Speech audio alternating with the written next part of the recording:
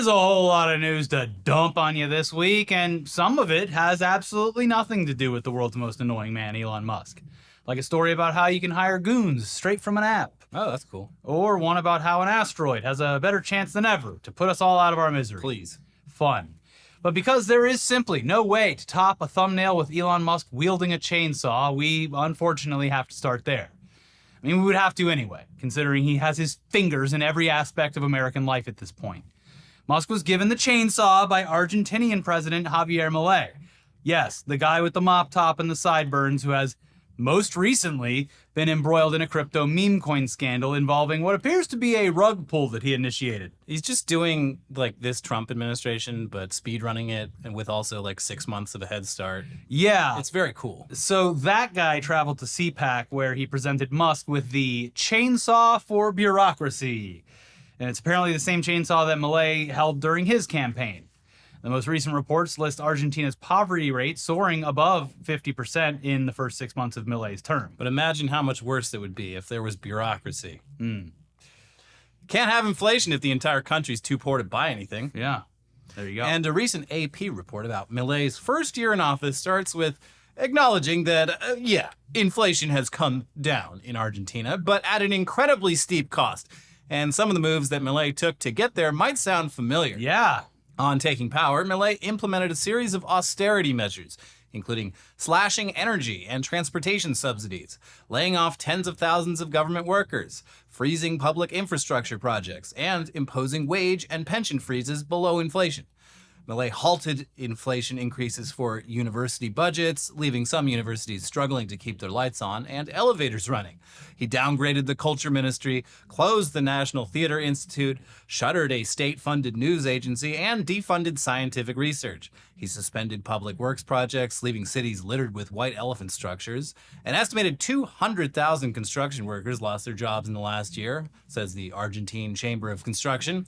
The brutal austerity has deepened Argentina's recession, with consumer spending falling 20% in the past year and poverty rates soaring to a 2-decade high of 52.9% in the second half of last year. Sounds like he's doing fucking great, and we need to copy whatever he did. Yeah, step by step. The same exact... Make America Argentina again. Ma! I mean, it is a plan that does work, I guess, if you bankrupt the entire country.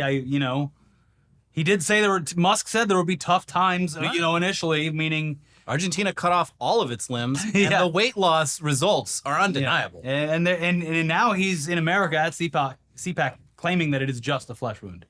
That's right. So, regardless, though, Musk, while dressed in a shirt that says, "I'm not procrastinating, I'm doing side quests." Okay, hold on. That's the fucking bazingification.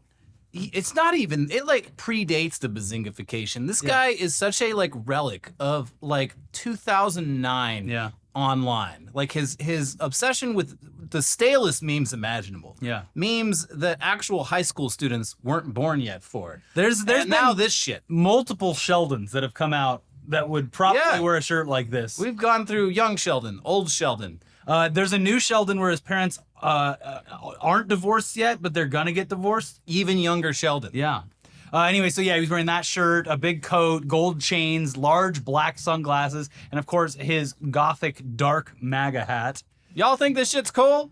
It isn't. He looks dumb. It looks dumb when Zuckerberg does it. It looks even worse when Musk does it. Well, because you say what you will about Mark Zuckerberg, he does it confidently. Yeah. He looks like a clown, but he pulls it off because he believes that he's cool, even though he is not. Musk looks like he is at senior fun day at the retirement center, and there's a table full of things to put on and wear for a funny picture. And he was like, I'm going to do the goofiest thing possible. Everyone's going to find it so cool and funny. But yeah, look, CPAC, Elon Musk, a match made in heaven, finally dancing around. A room filled with people that are so lame that they actually give him the blind adoration that he just so desperately desires. And then Milei comes out, gives him the chainsaw, and he plays with it while demonstrating, arguably and unfortunately, the perfect visual example of the United States of America right now. Woo! So the CPAC appearance follows an interview between Fox News' Sean Hannity and the co-presidents, that's of course Trump and Musk, where Musk and Trump discuss a payment of $10 million between the two as a result of a lawsuit against Twitter. Trump says that Elon, he got a big discount. You just made him pay you $10 million? That's right. That's right. That's Well, I sued from long before he had it. Yeah. And I mean, they really did a number on me, you know. And I sued, and they had to pay. They paid $10 million settlement. I was looking to get much more money than that. So you gave him a discount when the lawsuit. He got a big discount. Later in the interview, Musk would claim that the Boeing astronauts that were stuck on the ISS were abandoned up there for, quote, political reasons. Oh, intriguing. Despite NASA and the astronauts themselves claiming that they are not stranded. The decision to bring them back on a SpaceX capsule, a flight that was already planned, was the safest option. From Rolling Stone, in a report released in February, NASA wrote that had the agency attempted to return the astronauts on Starliner, the risks to their safety would have been exponentially higher. The delay ensured that the crew would return safely while minimizing the risk associated with the Starliner's technical issues, NASA wrote. So a Dutch astronaut named Andreas Mogensen, who was also the commander of the International Space Station during NASA's Expedition 70, I think he probably knows a thing or two about space. He flew there on one of Musk's rockets. so he might know a thing or two about SpaceX. Yeah, it's a pretty reliable source. He reposted the clip of Musk claiming that they were stranded for political reasons and added, "What a lie!" and from someone who complains about lack of honesty from the mainstream media. And then Elon, always pissed when he's being corrected by an expert in the field, responded to this former SpaceX crew member and ISS commander by calling him a slur, the R word to be specific, and then repeating the lie before being corrected once again by astronaut Mogensen. Here's the exchange, starting with Musk's initial reply. You are fully SpaceX could have brought them back several months ago. I offered this directly to the Biden administration, and they refused. Return was pushed back for political reasons. Idiot. Mogensen then replied. What an idiot. Mogensen then replied, Elon, I have long admired you and what you have accomplished, especially at SpaceX and Tesla. You know as well as I do that Butch and Suni are returning with Crew 9, as has been the plan since last September. Even now, you are not sending up a rescue ship to bring them home. They are returning on the Dragon capsule that has been on ISS since last September. And for clarity, yes, this decision, it was made months ago, and it was the safest option available, so they weren't flying extra missions to and from ISS. And it's so that ISS could stay fully staffed. They just became part of the mission that was going up there. They're astronauts. I don't think they really, it probably... Oh, no, a couple months on the ISS? Yeah. Whatever will I do? It was inconvenient. They didn't plan on it, but this is their job, and... it was one of the contingencies. Yeah. In fact, it appears as though the slight delay in their return stems from, and you're going to be shocked by this, everyone, a technical issue with Musk's newest Dragon vehicle, C213. I was sure you were going to say that it stems from wokeness and DEI. Or the Biden administration specifically saying we shouldn't rescue astronauts. Yeah. Political reasons. Here's Ars Technica. NASA ultimately decided the safest course would be for the pair to return home on a SpaceX Dragon vehicle and launched the Crew 9 mission last September with 2 empty seats. Thus, Butch and Suni's ride home has been docked to the station since last fall. However, there was a late developing technical issue with a new Dragon vehicle SpaceX is building, C213. Its first flight was to be Crew 10, the next NASA mission to the station. These 4 astronauts were to relieve Crew 9, allowing Butch and Suni to fly home. In December, NASA publicly announced a delay of the Crew 10 launch to no earlier than late March. This would bring Crew 9 home in early April. SpaceX and NASA are still working to resolve the C213 Dragon issue, which may be related to batteries on the spacecraft. NASA now believes the vehicle will not be ready for its debut launch until late April. Therefore, according to sources at the agency, NASA has decided to swap vehicles for Crew 10. So, these two, they flew up on a Boeing craft, and you know what happens when Boeing's involved, things go boom. They joined the ISS crew, and their return ride has been parked at the ISS since September. It's sitting right there in the driveway. They're up there. They're working. They're in space. It's something not a lot of people. They've done literally multiple interviews while being up there, being like, "Yeah, we're part of the new crew that's been up here." It's kind of like the whole thing you train for, that entire career path. Yes, literally. Just because they went up on a different rocket doesn't mean they're not astronauts who have been to or participated in the ISS. They're not like sitting up there just like bored out of their minds. Yeah. Oh, nothing to do. I wish Boeing would let us work while we're up here. Like, they haven't left because they're part of the ISS crew now, because astronauts typically do spend months up there. They're not stranded. They've been slated to return on that mission since this all started.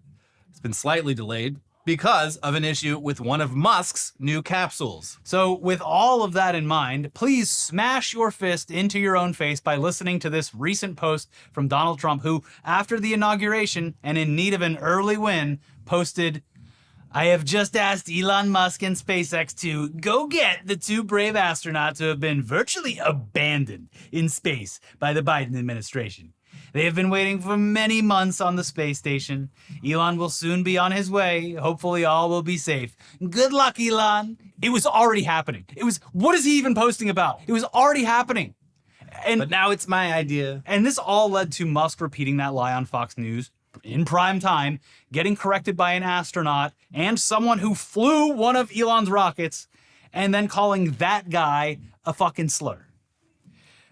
But before we attempt to move on from the Musk administration, we spoke earlier this week about how these massive job cuts across government agencies were leading former employees to post about their experiences online.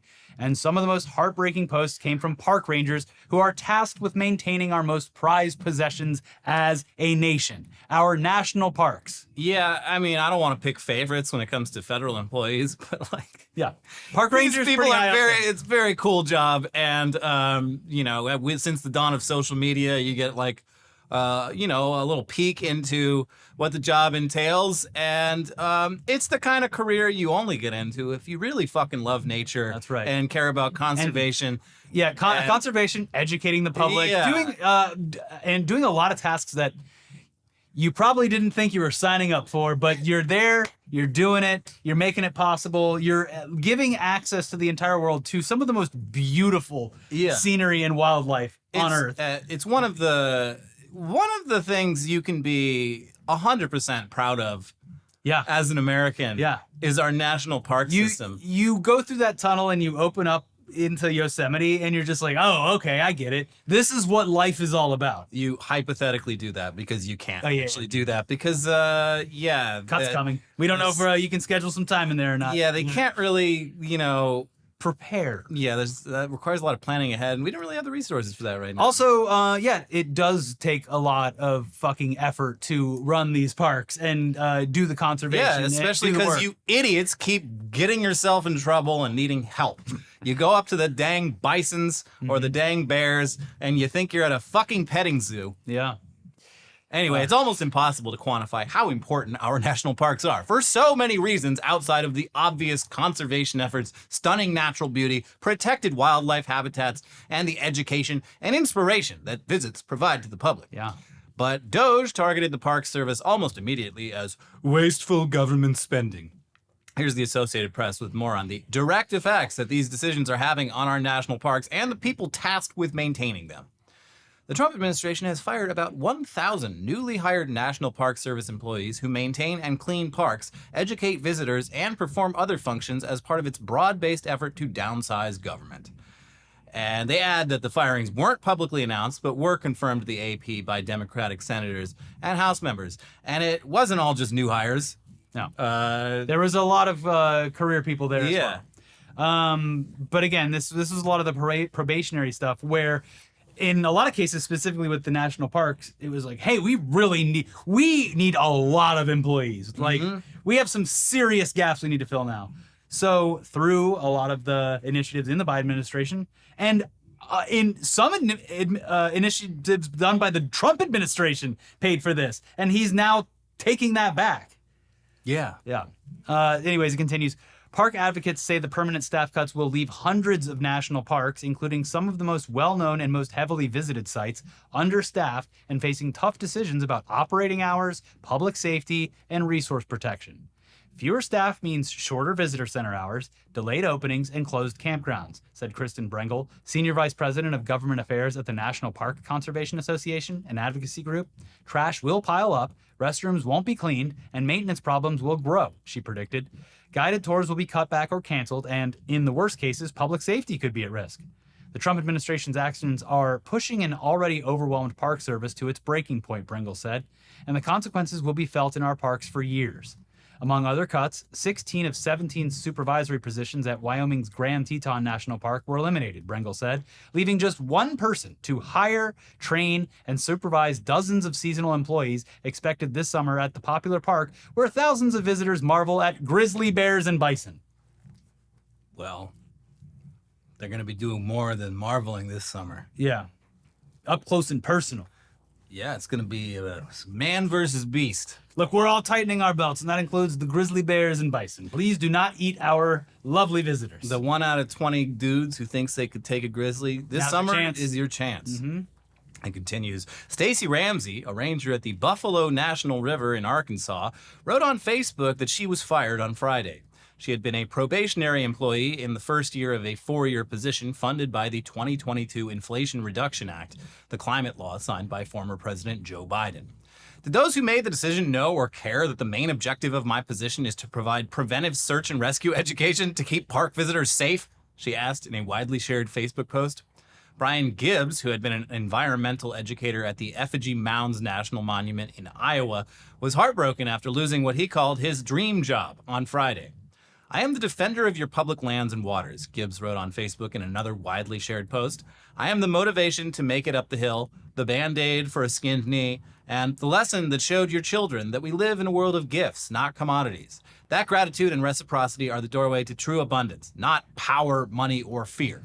And they point out that, once again, a lot of this funding, it came from the Inflation Reduction Act, but also from a bipartisan bill that Trump himself signed back in 2020 called the Great American Outdoors Act. Yeah, it's so like, I mean, listen, I'm sure there are plenty of absolute freaks who think the National Parks Service is socialism and we should privatize it. But I feel like it's generally speaking a pretty bipartisan consensus that this shit is good. Yeah. And we need to take care of it. There's multiple third rails that have been touched in just the last week, specifically when it relates to, national parks and veterans and Medicaid. Things you typically even the Republican Party does not go after. Yeah. That they are... Everyone disliked that. Yeah. Now, this is without mentioning all of the businesses and industries that will be affected by drastic cuts to our National Park Service. As Forbes points out, $639.5 billion. That was the economic output of the outdoor recreation industry in 2023, surpassing industries such as farming, mining, and utilities, according to the Bureau of Economic Analysis. Of that figure, national parks generated $55.6 billion to the U.S. economy, supporting 415,000 direct and ancillary jobs, according to National Park Service data.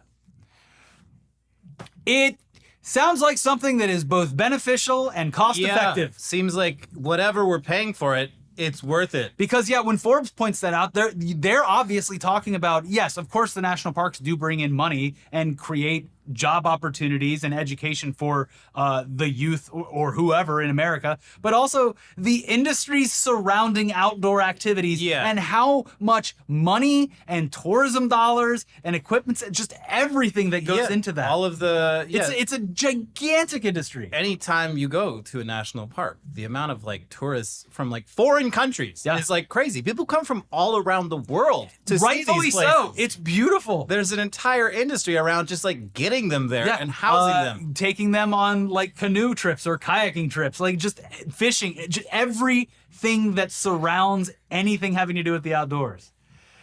But elsewhere in ghoulish behavior, especially in conservative-run areas, apparently an early budget bill in Indiana would cut a program founded by living legend and legitimately good person Dolly Parton, a program that provided books free of charge to children from birth to age 5. Obviously, can't have that, despite the program literally resulting in a surge in the state's literacy rates since it launched. Yeah, that's the problem. These people are learning to read, and I don't know, they're getting a lot of ideas. Here's a local outlet, the South Bend Tribune, with more. Dolly Parton's Imagination Library, which the country music star started, sends new books each month to more than 10,000 children in St. Joseph County and more than 5,000 in Elkhart, LaGrange, and Noble counties. Now found in every Indiana county, the program has been hailed as helping to raise Indiana's child literacy ranking from 19th to 6th place nationwide. But as it sits now, Indiana legislators don't have the state's usual match of 50% funding in House Bill 1001, the biennial budget. Wait, they're only paying for half this shit? Dolly's covering the other half? And they're still not happy. What? It sounds like a great fucking deal. The other half is, I guess Dolly gets the books at a discount, and then like the United Way fills out the rest. And then it's like, I don't know. I don't think we have enough. These books are almost free. They're half free. Yeah. That would leave the burden on the local United Way and Community Foundation that finance the other 50% and risk that the program might have to be curtailed. Bill Purcell, president and CEO of Crossroads United Way, said, Imagination Library costs local and state funders a total of about $30 per child each year. The Dolly Parton program provides the books at a vastly discounted rate. I mean, you can't put a price on literacy, but I'd say if you were, $30 is pretty good. Pretty fucking good price. Yeah. That's it's really something. Like everything they're doing is, it's just like, okay, that's cool. You show me a big number and I'm like, yeah, I mean, like if we're saving that, that's great. What did we give up?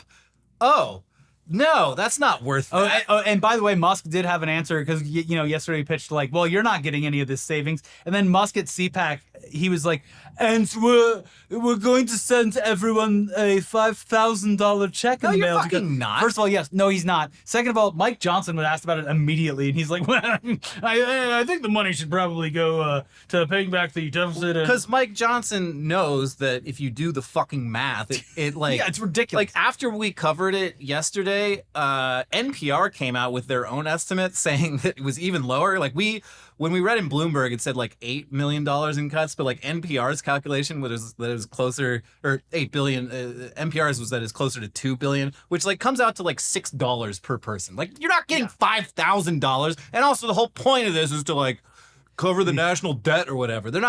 You're never seeing this shit. No. But you might now be asking yourself, won't some big, beautiful asteroid just fucking end it already?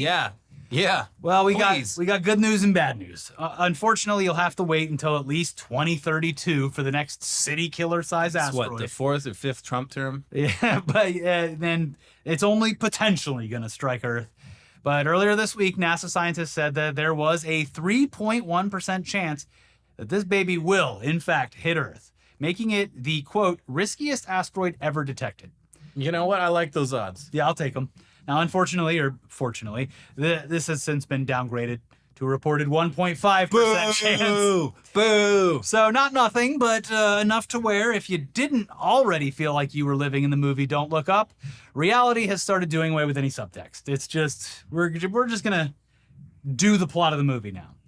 Still, it's a relatively low chance, but we really think that 2024 YR4 has what it takes to show us who's boss in the galaxy. Prove me wrong, Asteroid.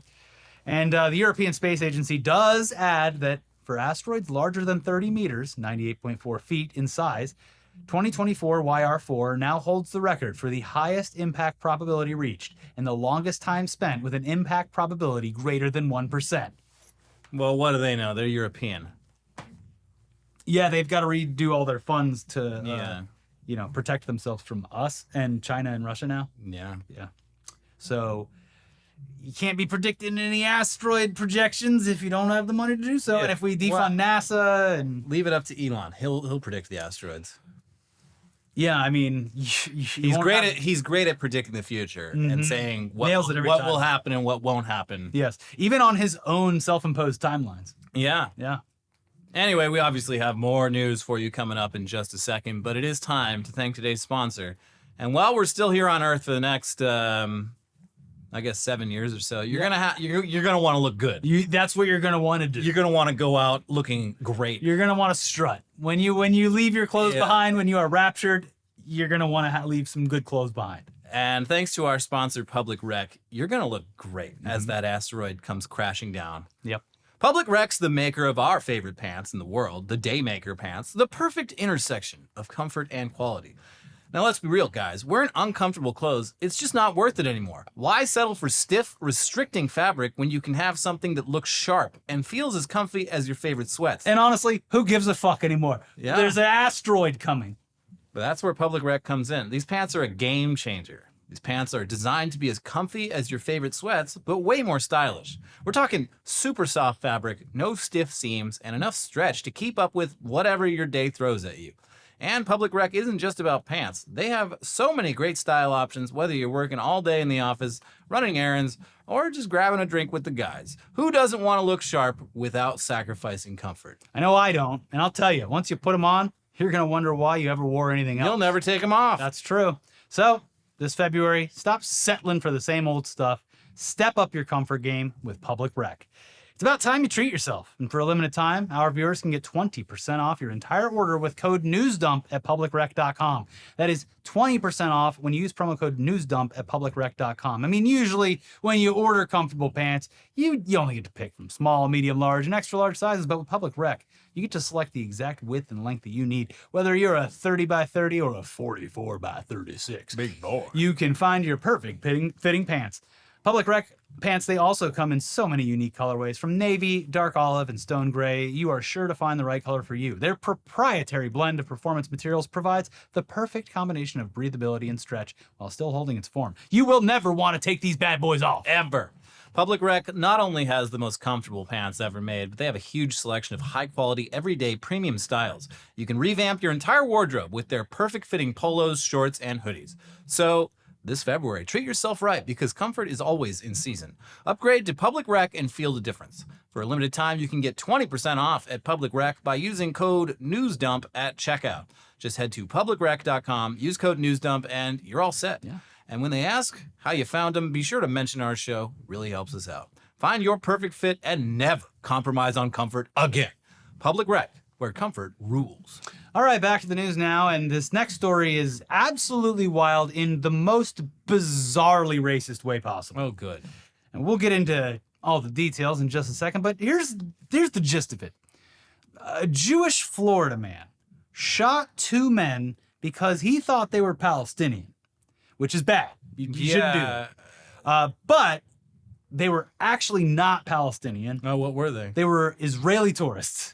Oh. So they were Like Jewish. Palestinian Israelis? They're Arab Israeli Israelis? They're Israeli tourists who, after being shot, by the way, so Jewish Florida guy shoots them because he thought they were Palestinian. Jewish Florida guy shoots Jewish Israelis because he thinks they're Palestinians. I wonder what they thought was happening to them. Okay, so what happened after they got shot was they started posting death to Arabs on social media. Oh, yeah, of course. Because they thought they were being targeted by an anti-Semite. Jesus fucking Christ. Yeah. It hurt itself in its confusion. It actually does bear repeating. A Jewish guy thought two Israelis were Palestinians. He shot at them around 17 times, wounding one, grazing the other. They assumed he was also Palestinian and immediately started railing against him and other Arabs online while posting about their injuries. I'm losing my mind. So he shot at them simply because he of believed their race. they were because the way because they he believed they didn't do anything. He just saw them. He said, Now's my time. Those are Palestinians, and I'm so fucking sure that they are Yeah.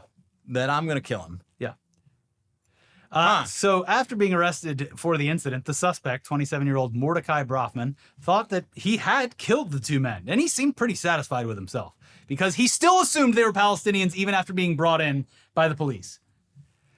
Here's The Guardian with more on this. A Jewish man in Miami Beach is facing charges of attempted murder following accusations that he opened fire on two men he believed were Palestinians, but reportedly turned out to be Israeli visitors. According to arrest documents, at 9:30 p.m. on Saturday, surveillance video appeared to show Brofman getting out of his truck and opening fire with a semi-automatic handgun at a vehicle as it passed. Whew. Semi-automatic handgun. And it's nighttime too. Like, I bet if you took like just a random sampling of Palestinians and non-Palestinian Arabs and put them in a room and said, like, you're not allowed to talk, just point out the ones who are Palestinian and the ones who aren't, they would get it wrong. Yeah. They don't look a certain way. Yeah. This is ridiculous. I know. This is insane. It's infuriating too. Because everyone blamed Palestinians and none were involved. Yeah, no Palestinians were involved in this whatsoever. At all. And oh my God. While in custody, Brofman spontaneously told detectives that while he was driving his truck, he, quote, saw two Palestinians and shot and killed both. Arrest document said. Pretty cool, huh? Ugh. Law enforcement officials did not confirm if the victims were in fact Palestinians, and the Miami Herald reported that they were actually two vacationing Israelis, naming them as Ari Rabi and his father. The outlet reported that as of Monday afternoon, Brofman, the alleged shooter, was being held at the Miami-Dade Correctional Center on 2 counts of attempted second-degree murder. Further complicating the incident, one of the injured men reportedly posted "Death to Arabs" in a message on social media after the shooting. "My father and I went through a murder attempt against anti-Semitic background," he wrote. The Council on American Islamic Relations Florida chapter has called for federal hate crime charges in the shooting. It is deeply ironic and telling that both the alleged pro-Israel perpetrator and the pro-Israel victim in the Miami Beach shooting reportedly hold racist anti-Palestinian views. It's insane. Said CARE's National Executive Director Nihad Awad on X. And yeah, it is a hate crime. Dumbfounded by this. The laws around hate crimes are written in a way where it doesn't matter what it doesn't matter who the victim is. If you Intended do the because crime of- yeah. based on categories of identity, Yeah. it doesn't matter if you're wrong. You've done a hate crime. They've done a hate crime against Palestinians by attacking 2 Israeli tourists, which is fucking wild. And again, 0 Palestinians involved, and all catching strays. Even if they had been Palestinian, like Yeah, what's still- the yeah, what's- fucking logic here? Yeah, even if there were 2 Palestinian people, I what- killed you- 2 you random fucking- Palestinians in a car. Yeah, and I'm the good guy here. I cannot, of all the things we've covered recently, like this is breaking my brain. I mean, this It's is just so much blind rage and hatred and just ignorance. This is a confluence of 2 phenomenons of madness that we've encountered over the years: Florida man and Zionism. yeah. And it is funny that, like Florida does have a pretty significant Jewish population, a lot of retirees. Yes. You don't really hear as much about them, but like it's kind of crazy that it took this long for something this insane to happen, because Florida, it's a crock pot of crazy. Yeah, you're telling me, buddy.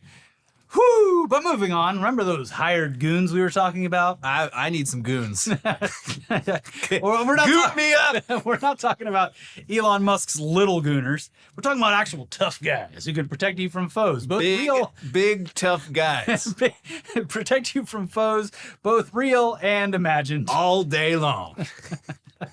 Well, in another step forward in our dystopian reality, an app that has been described as Uber with guns, Oh, good. or as writer Fred Sharman put it, the technology brothers have invented Goons as a service, has become a reality.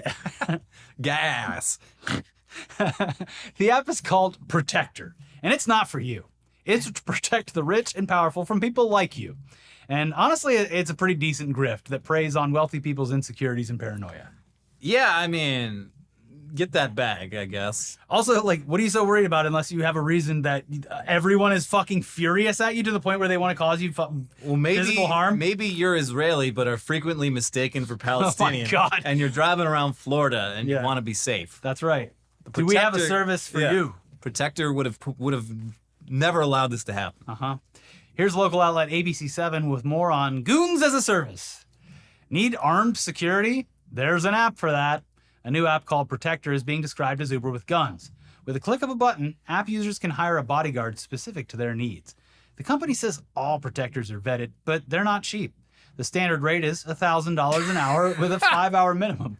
The company claims its professionals are licensed to carry under the Law Enforcement Officers Safety Act. Experts say it's also a good idea to verify the company is insured for liabilities. I'll take their word for it. They seem trustworthy. Nah, he's good. These goons I hired off an app, the goons with guns. Yeah. You know what? They seem legit. Yeah. I just met these guys. I'm paying them $1,000 an hour. What? It's all in the app. What if something bad happens? It's all in the app. It's Yeah, fine. it's in the app. It's in the app. I'll leave a review. Yeah. Oh, he killed a guy. 1 star. Whoops. So yeah, pretty dystopian. But I mean, I honestly thought that something like this had already existed. I mean, and if it's Not Uber, in app form. It's definitely a real thing. the cool thing is, like, since it's Uber with guns, you're paying $1,000. I bet these goons are making like $50. The money's all going to some dickhead in San Francisco. They should just do what like every other service has done, where it's like you goon once, and then you give them your gooner card. Yeah. You're like, hey, if you need any more gooning, Frequent gooner. you just call me directly, so I get all the goon money instead of the app. Yeah, I mean, that's like so many of these services, folks. It's just marketing for big. And actually, this is a hot tip. Airbnb is a good one for this. If you do, in fact, speak to the host that you're staying at and you like the place, they are not allowed. The TOS prevents them from putting it in any of their Airbnb correspondence, but they're listing these places on other platforms. And they will also give it to you directly if you contact If you them. just ask, they're more than happy to set it up for next time. There's no law that says you can't talk to another human being. Yeah. Anyways, But, yesterday we spoke about people who voted for Trump without realizing the direct consequences that his administration would have on them and their friends and families. The old, I never thought the leopards would eat my face, sobs woman who voted for the leopards eating people's faces party. Classic. And while we were making not so subtle jabs at conservatives who never thought these policies would affect me and the people I care about, Jesse Waters was literally doing that exact bit on Fox News, just pleading, just groveling. Mr. Trump, please! For his military veteran friend who shockingly was on the receiving end of the Doge cuts. Oh, wow. Hey, I thought we were only cutting the liberals. Oh, geez, I guys. thought all the loyal conservatives would get to keep their jobs. I have the brain of a child. Every weird MAGA sycophant who has been directly affected by this in the past 2 weeks always comes out, and it's very reminiscent of the Cybertruck reviews. First of all, best president. I love what Doge is doing. Not what it's doing to me personally. It's actually really bad. It's it actually ruined my life. But everything else they're doing great is service. great. Yeah, it's the exact Cybertruck reviews, but about the functioning American government. Because everyone knows that Elon is a petulant child, and you gotta walk on eggshells around him. First of all, Mr. Trump and Mr. Elon, I want to say great job with everything. Second of all, my friend who's a military veteran could really use some help right now. Anyways, it's a perfect video example of this phenomenon. So we're just gonna play the clip. I mean, here you go. Chris was a guy I met at a shooting event in New Jersey last year. And now he punched out after 20 years and working for the Pentagon. And he's only been there a few months, so he's probationary. And he just found out he's probably going to get laid off. He's going to get doged. And he texted me and he said, Jesse, this isn't good. I'm upset. This is really sad. And this guy's not a DEI consultant. This guy's not a climate consultant. This guy is a veteran. So when you're talking about doging people, veterans should get priority. You shouldn't be in the same category as people that are doing DEI. We just need to be a little bit less callous with the way, Harold, we talk about doging people. Wow. Cool. Yeah. Anyway, let's end the episode with some potentially good YouTube news. Woo! Or at least good news if you like supporting channels and not watching pre-roll ads. Yeah.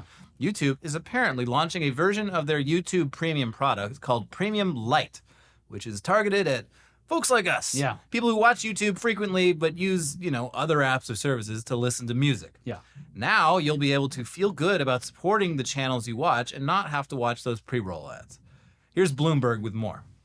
Alphabet Inc.'s YouTube plans to introduce a new, lower-priced version of its paid video service, offering its vast library of podcasts and how-to clips without advertising. The package, dubbed Premium Lite, will be announced soon in the US, Australia, Germany, and Thailand, according to a person familiar with the plans. The service will target viewers who primarily want to watch programs other than music videos. As part of our commitment to provide our users with more choice and flexibility, we've been testing a new YouTube Premium offering with most videos ad-free in several of our markets, a YouTube spokesperson said in a statement. We're hoping to expand this offering to even more users in the future with our partners' support. The change comes at a time of increased competition for the attention of podcast fans in particular, who have multiple choices for how and where they consume their favorite shows. The Premium Lite plan has been in testing in overseas markets for months, according to The Verge. But it will now officially roll out more broadly, including in the US for the first time. And again, that is it's great. I use YouTube Premium. I've never used the YouTube Music thing. Anything like that. So, but I really love forgot YouTube. that I had it. Yeah, I love YouTube. It's like how Amazon Prime, although I'm very close to canceling my Amazon account finally, because I've found plenty of alternatives. But it's like how Amazon Prime's like, yeah, you get Prime Music. What, you don't want to use Prime Music? Everybody loves Prime Music, right? Yeah, it's great. No, I don't fucking use it. Sorry. But yes, it's great. Unfortunately, because of the consistent price increases in YouTube Premium, I would assume that Premium Lite is just going to be the price that full Premium was a couple years ago, which is like $10. Yeah. But it actually benefits creators, so that's good if you care about I've us. been using it for years. The few times I'm like with a friend and they pull out YouTube, they're like, you gotta watch this. And I gotta fucking sit there and watch a fucking advertisement? Yeah. I'm like, wow, how do people live like this? I haven't watched an ad on YouTube in so long. Except Because I for- got this shit. Except right. for our sponsored ads, which you guys Yeah, but love those, support. I mean, you can just skip them. Hey, we're not telling you I'm what not to do with telling your you what life. to do with your life. You do want to hear We about put those. chapters in the videos for a reason. Listen, it's a good pair of pants. You should hear about it, but you're not under any obligation not Nope. to just like scroll right past it. And under no obligation to buy it either. Yeah. Yeah. Anyways, There's a comic coming. Who fucking cares? yeah. Now, of course, the easiest way to support us directly is to click the join button, or if you're feeling tipsy, hit the thank button for a one-time contribution. Though all we really want is for you to smash that like button, leave a comment below, make sure you're subscribed to the channel, and please watch our most recent videos that are popping up in just a second. We will see you very soon for weekly weird news, which of course is somehow the weirder news from the week. Bye. Bye.